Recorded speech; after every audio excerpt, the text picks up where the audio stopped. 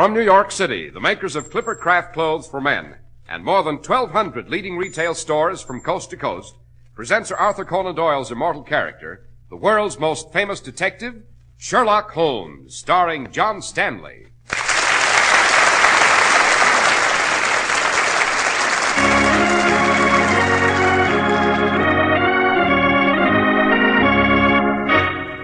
This week's story, The Adventure of the Three Garridebs. Shall I pull up the blinds, let some sunlight into this awful room, Holmes? No, Watson, we must have complete darkness. Skulls on the table. Horrifying in these shadows. The ancient crumbling bones. Every sight here, every sound speaks of death. Quiet, Watson, listen. The front door's opening. I thought we were to be alone. No, I'm expecting someone. Who? A professional murderer, Watson. Unless I'm very much mistaken, this is he coming through that front door. The revolver ready? Ready. Now, Watson.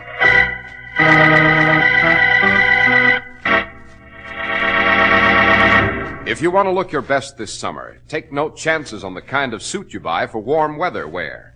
Be sure it's light and cool, but be doubly sure that it's so smartly tailored, so perfectly fitted, that you never look heat-crumpled. Only expert tailoring can assure that. The kind of master tailoring you get in fine Clippercraft suits. And they don't cost you a lot of money. You can buy a Clippercraft summer suit of tropical weight for as little as $33.75 to $42.50. And for that moderate price, you get a suit that will be envied by men who usually pay more, much more. You save all that money through the unique Clippercraft plan, whereby more than 1,200 independent merchants from coast to coast pool their tremendous buying power. You get the benefit. A Clippercraft spring and summer suit will help you face the summer with the confidence that goes with perfect grooming.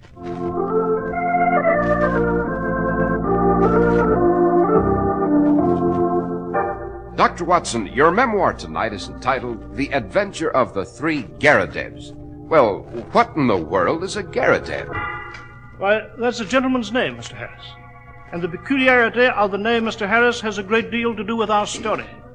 Holmes once said about this story that he didn't think in all our explorations of human complexities we had ever come upon anything more singular.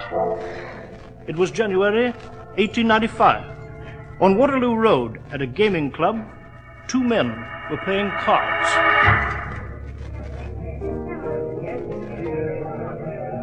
No, you don't, Evans. That's not the card you buried in the deck. It certainly is, Prescott. You didn't show the 6 of clubs. You showed the 4 of diamonds. I've been playing blackjack too long to be careless about such details. I said I showed the 4. You're a rotten double-dealing faker. Why, you cheap, dirty-mouthed You tramp. must have been cheating all along. I want my money back, every bit of it. And I want it now. Also, help me, I'll break your neck. You know I played fair. You just want your money because you can't stand losing. Give me that money. I'll give you this. Oh! So you carry a gun, Prescott, huh? Well, if you like fireworks...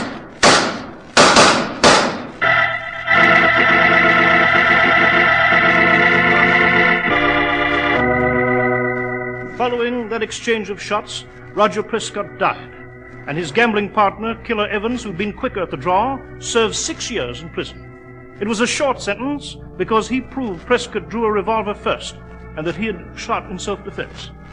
After his term was over, Evans disappeared into the dim, fog-bound world of men released from prison. One morning in late June of 1902, I was present when Holmes had an odd visitor at the flat on Baker Street. It was this first seemingly pleasant visit that was to lead us to the discovery of a great crime. Mr. Holmes, pray sit down, sir. You are, of course, Mr. John Garrideb. May I present my colleague, Dr. Watson? How do you do, sir? Garrideb? As for your problem, sir, your friend, Mr. Nathan Garrideb, has already invited me to be of assistance. Yeah, so he told me. That's why I've come. Nathan Garrideb? And you're John Garrideb? Brothers, perhaps, eh? No, they're not brothers, Watson. No doubt John here will explain. It concerns this document in my hand. Oh, Nathan sent that, did he? He did, but with precious little explanation. If we might have a clear account from you... In the presence of... Of Watson, certainly. We usually work together. Well, years ago in the United States, there was a man named Alexander Garrideb. A third Garrideb? Really, I'm rather confused about this. It's simple, Doctor. Alexander Garrideb made his money in real estate. He bought land along the Arkansas River. He became fabulously wealthy. But he'd no relatives. And he developed a strange mental quirk. Which was? Well, he took a kind of pride in the queerness of his name. Garrideb. I had a law practice then in Topeka, and there we met. I imagine he took a liking to you, since your name was also Garrideb. Exactly, Mr. Holmes. His pet fad seemed to be to find out if there were any other Garridebs in the world. In fact, when he died, he left a very queer will. The document I have in my hand. That's it. You see, his property was divided into 3 parts. I was to have 1, provided 2 other Garridebs were found to share the remainder. Well, is it a considerable sum?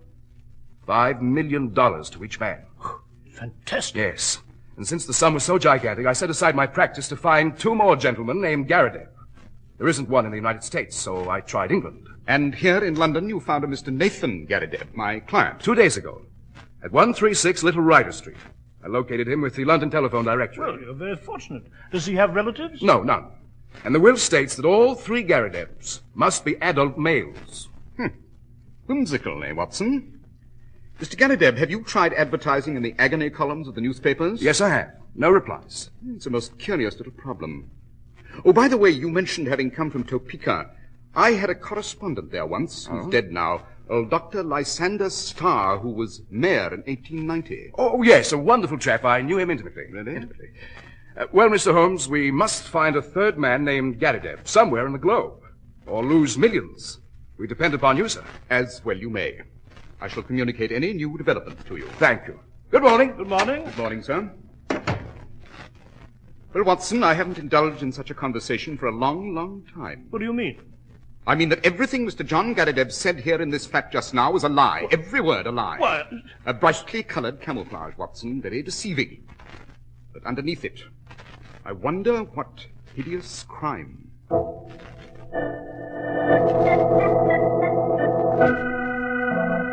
Dash it all, Holmes. I've permitted you to smoke your pipe and meditate long enough. Your faculty of keeping silent at the proper moments, my dear Watson, is one of the most impressive recommendations as a companion. Oh, thank you. Thank you. Well, tell me, why did you say John Garrideb died? His English coat was frayed at the elbow and his trousers bagged at the knee with a year's wear. And yet he claims to be a provincial American recently landed in London. Aha! He placed no advertisements in the agony columns. You know I miss nothing there. Yes, do go on, Holmes. There isn't any Dr. Starr in Topeka. I invented the old codger. I see. But John claimed to have been his close friend. Precisely. Touch our Mr. John Garrideb where you will, he's false. How do we arrive at the truth, Holmes? By visiting the other Garrideb, Nathan, at Little Ryder Street, as quickly as a carriage will take us.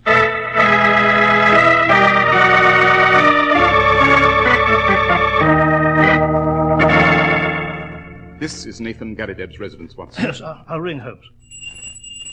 We begin on firm ground. Nathan Garrideb is indeed this gentleman's real name. How could you know that, Holmes? Before we've even met. Observe, Watson, the brass nameplate by the door, especially its discolored surface. Up some years. Oh, yes, of course. Now that you've pointed out.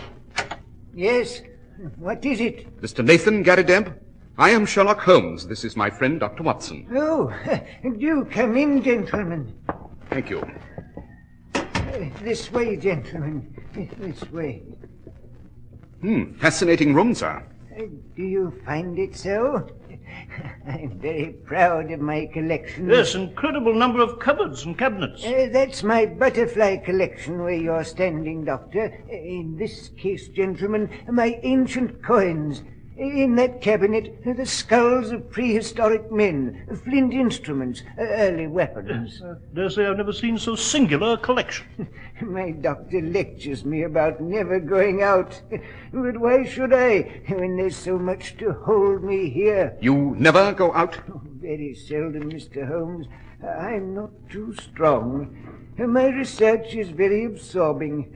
You may well imagine what a terrific shock, pleasant but terrific it was, when I learned of the will and my good fortune. If we find just one more man named Garrideb, each of us receives $5 million. Yes. Have you any specific plans for spending the money? Oh, I shall spend it enriching my collection. Tell me, when did John Garrideb first speak to you? Last Tuesday. Did he ask for money? No, Do you know of any ulterior motive he might have? none.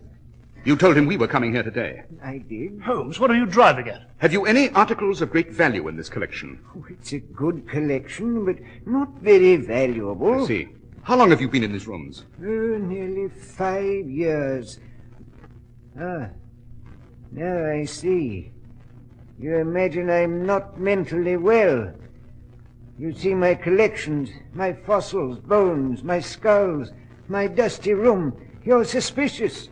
You picture me as a child, locked forever in a room with his toys. That is what you two gentlemen are thinking. I know. And you're saying to yourselves he's insane. What's he up to? Is he scheming with this John Garrideb? Why, does every sight and every sound in this room speak of death?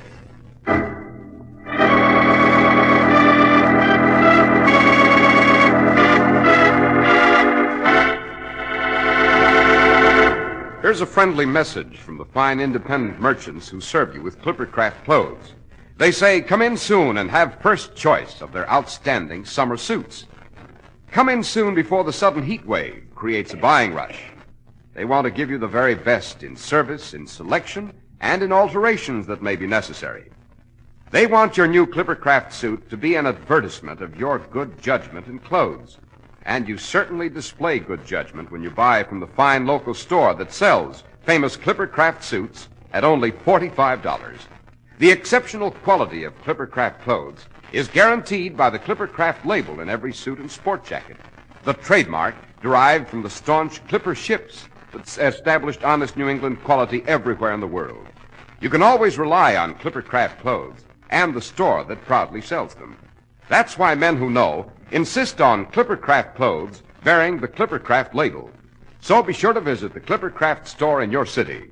These leading stores in the metropolitan area are proud to add their names to Clippercraft in your suits, sport jackets, and tropicals. In Manhattan, Saks 34th, Broadway at 34th, John Wanamaker's Men's Stores, Broadway at 8th, and 67 Liberty Street. In Brooklyn, Abram & Strauss. In Newark, New Jersey, Boulevard Men's Shop, Kresge, Newark. And in Jamaica, the B&B Clothes Shop, 16408 Jamaica Avenue.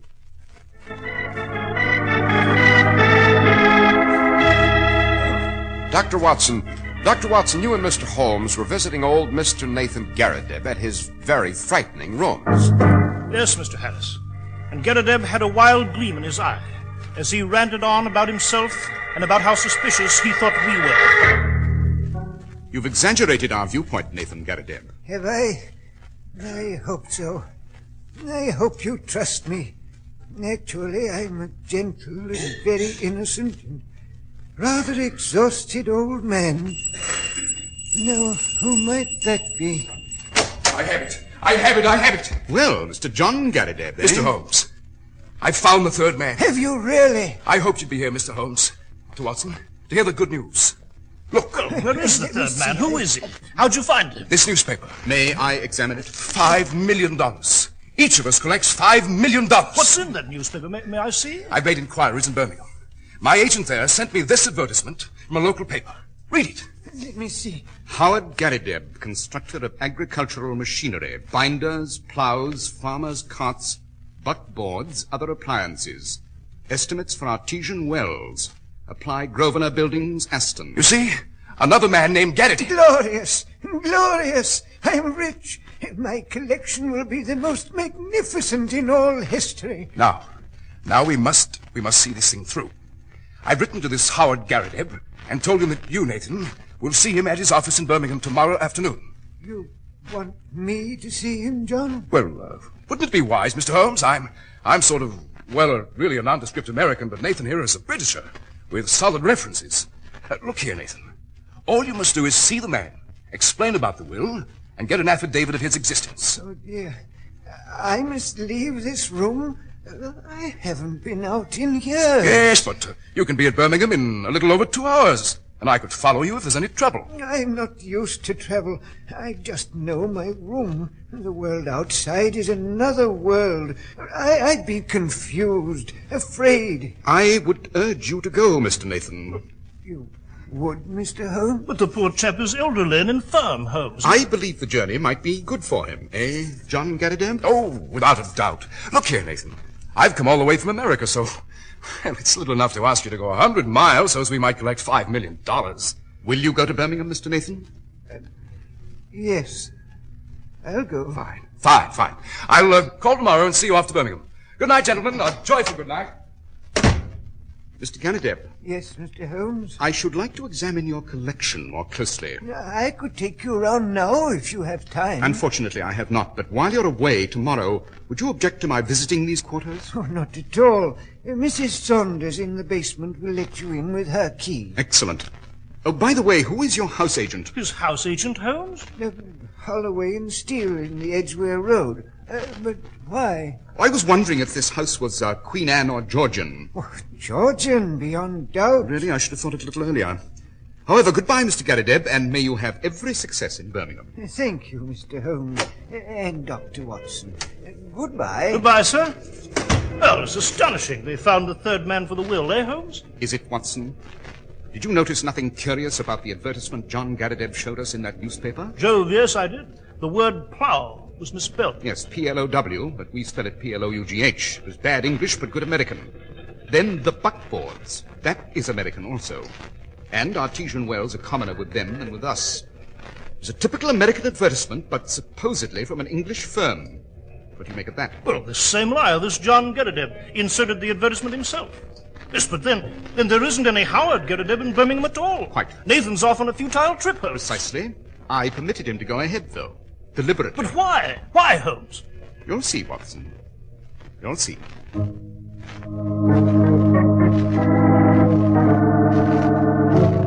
Holmes, where were you all morning? I must warn you, Watson, I have more information. It points to an even greater menace than I thought. If you don't wish to continue... I shall see this through at your side, Holmes. Very well. I have identified this John Garridebs. Who is it? He is Killer Evans, of sinister and murderous reputation. Killer Evans? Yes, I've seen Lestrade at Scotland Yard. I found this John Garridebs' face in the Rogues Gallery. He's a native of Chicago. Shot 3 men in the States. He escaped through political influence. Came to London in 1893, shot a 4th man over cards in a gaming club at Waterloo Road in January 1895. A bloodthirsty madman. The man he killed at the gaming club was a Roger Prescott. Yes? I've also been to the house agents, Watson. Nathan Garridebs' weird quarters were occupied before by him by a man who answers the late Prescott's description. I see. John Garridebs murdered the man who once lived in Nathan's quarters. And the next link? Take this revolver, Watson. This afternoon, as I arranged with Nathan Garridebs, we shall ask his housekeeper to admit us to his room. And there, Watson, we shall learn the terrible secret of the 3 Garridebs.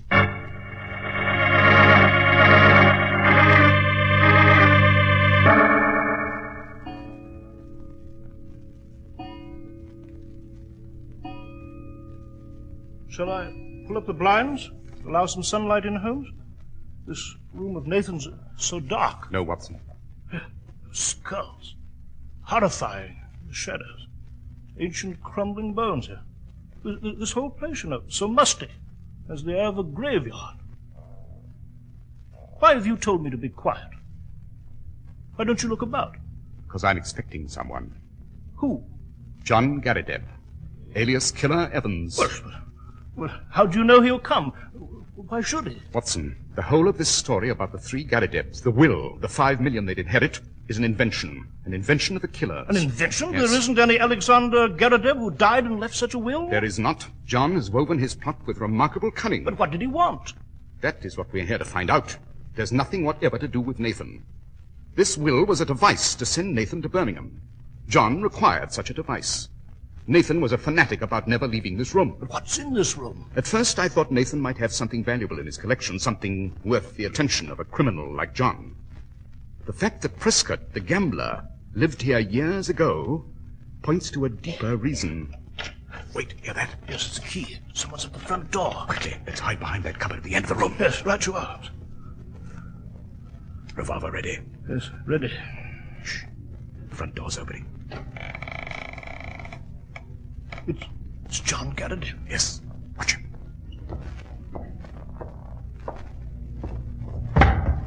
Just push the table to one side. pull back the carpet. Now he's using a tool to pry up the boards of the floor. He's lit a candle. Holmes, there's a trap door under that carpet. Leads to something below there. Garridebs going down. Now, Watson, we'll seize him. Pleasant to see you again, Mr. Garrideb. Holmes! If you look just behind you, you'll see that my revolver is pointed directly at your head. I believe it might be more accurate were we to dispense with your fictitious name and address you as Killer Evans. Well, I guess you've been too much for me, Holmes, eh? You has played me for a sucker from the very beginning. I've got to hand it to you. Of course, I've looked into the business end of a revolver before, and what I always do is... I thought... I have him, Watson. Struck him with my pistol. You hurt? No, it's nothing, Holmes. Just a mere scratch. Look down there, Holmes. Through the trap door, beneath this room. There's machinery, papers, and bottles. Stacks of money there. Yes, Watson. A printing press. This is a counterfeiter's outfit. Just a moment. John's trying to speak. There's blood pouring over his face. He's trying to speak. That's stuff down there. Oh, my head. That belonged to the greatest counterfeiter London ever saw. To Roger Prescott. No living man could tell a Prescott note from a Bank of England. Prescott, the man you killed in the gambling duel. Yes. Let's make a deal. Those bundles of money. Prescott made them. They're perfect. Fit to pass anywhere. Worth a fortune. Take them. Let me beat it. Not a bit of it. We're turning you over to Scotland Yard. I was the only one who knew where Prescott made the notes. Oh, my. I had to get Nathan Garrideb out. That crazy bug hunter with a queer name living here on top of this, never knowing it. Dreaming of all the money in the world, when it was right beneath the dirty floorboards he walked on all night. Take the money. Let me go, please. I've done nothing, please. Aside from a charge of attempted murder, sir, I'm quite sure that Scotland Yard has a formidable list of other subjects to discuss with you. Please give the Yard a call, Watson. Yes, sir. Tell them we have our prisoner, John Garrideb of Chicago. There's some doubt as to their familiarity with the name. And tell them the name of his captor, Sherlock Holmes of Baker Street. About the impact of that name, there's no doubt at all.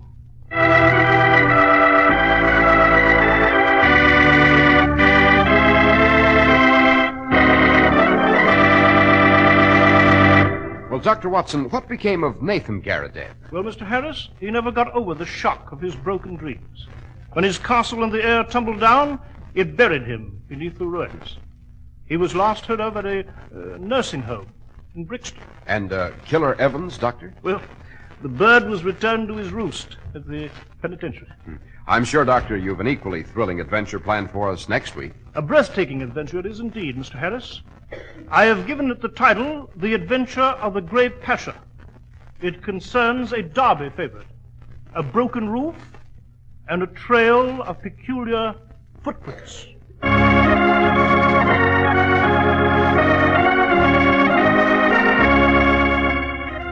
The makers of Clippercraft clothes and more than 1,200 stores from coast to coast have brought you another in the new series of broadcasts featuring the world's most famous detective, Sherlock Holmes.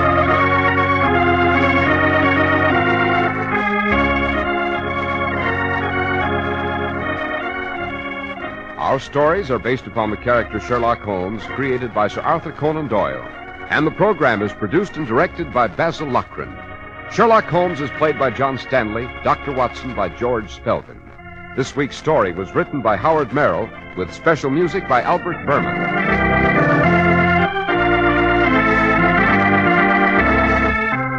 If you don't know your Clippercraft dealer, write Clippercraft, 200 Fifth Avenue, New York City.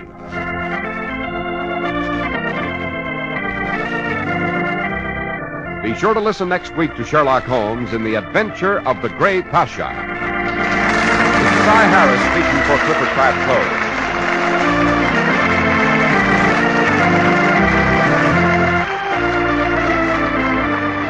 This is the Mutual Broadcasting System. The most comfortable shoe sole in the world.